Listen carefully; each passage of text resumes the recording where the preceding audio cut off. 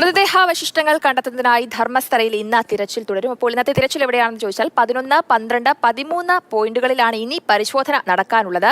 തൊഴിലാളികൾക്കും മണ്ണുമാന്തി യന്ത്രത്തിനൊപ്പവും ground penetrating റഡാറും തിരച്ചിലിനായിട്ട് ഉപയോഗിക്കുന്നുണ്ട്. കൂടുതൽ വിവരങ്ങൾ പങ്കുവയ്ക്കാൻ സാരംഗ് സുരേഷ് ചേരുന്നുണ്ട്. സാരംഗ്, ഇന്ന് ഏതൊക്കെ സ്ഥലങ്ങളിലാണ് പരിശോധന നടത്തുക? ജയലക്ഷ്മി, ഇന്ന് പ്രധാനമായും 11, 12 പോയിന്റുകളിലായിരിക്കും പരിശോധന നടത്തുക. നേരത്തെ തൊഴിലാളികളും അതോടൊപ്പം തന്നെ മണ്ണുമാന്തി യന്ത്രത്തെയും ഉപയോഗിച്ചുകൊണ്ടായിരുന്നു പരിശോധനകൾ നടന്നിരുന്നത്. ഇന്ന് അതിന് സമാന്തരമായി തന്നെ ഗ്രൗണ്ട് പെനിട്രേറ്റിംഗ് റഡാർ കൂടി ഉപയോഗിച്ചുകൊണ്ടുള്ള ഒരു പരിശോധന നടത്താൻ തന്നെയാണ് ഉദ്യോഗസ്ഥരുടെ നീക്കം. നേരത്തെ നേത്രാവതി പുഴക്കരയിൽ നിന്നൊക്കെ തന്നെ കാര്യമായൊന്നും തന്നെ 6ാമത്തെ പോയിന്റ് ഒഴിച്ച് കാര്യമായൊന്നും തന്നെ തെളിവുകളൊന്നും തന്നെ അന്വേഷണ സംഘത്തിനെ കണ്ടെത്താൻ സാധിച്ചിരുന്നില്ല.